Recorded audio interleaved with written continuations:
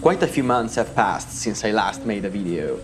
COVID was still quite severe around the world, but in a way or another I decided it was time for me to try and tackle a new adventure.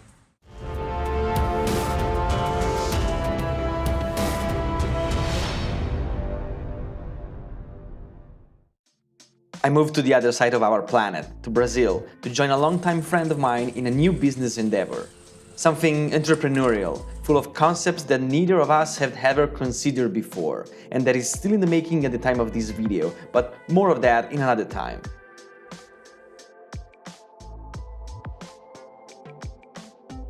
I have been living in Sao Paulo for about 6 months now. I have had the chance to explore several city districts and to see a bit of the greater metropolitan area.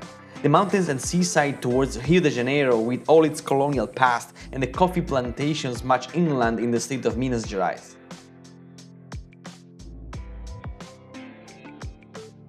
Gorgeous country, but there was something off in the way I had experienced it. I was not riding my bike across it. In a similar way, I quite enjoyed my previous experience in Argentina and Chile before COVID was even a thing, but still wished I was revving an engine myself instead of sitting on a bus. Now things might be different though.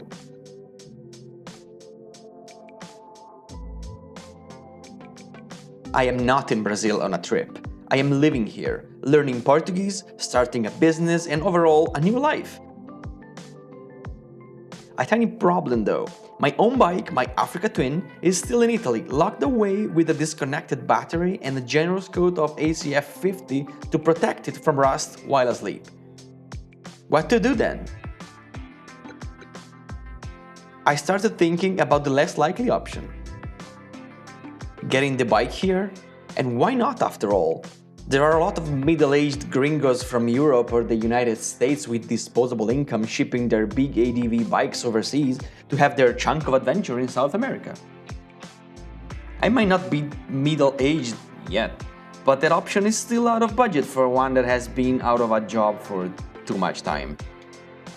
To be honest though, since I already went through the process of registering my former Irish bike into the Italian system, of pay property taxes, insurance and all prospect of doing it again was a bit disheartening. On top of that, a brief look into Brazil's specific laws about importing vehicles from abroad quickly threw this option out of the window. I have already had my share of bureaucracy from Brazil. It cost me money, energy, time and overall mental health. Too bad, it would have been a wild ride.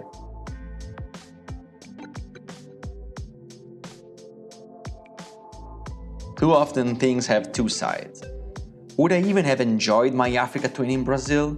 My living situation is still precarious and I don't have a secure spot to park it off the street.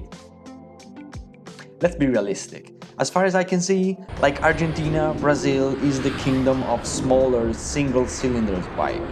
In Sao Paulo it's mostly about delivery guys driving like crazy in the urban jungle. But also whenever I saw bikers riding in the countryside, it was definitely not a parade of litter bikes like GS's, Triumphs or Ducatis. They would stand out. They would be at risk of theft.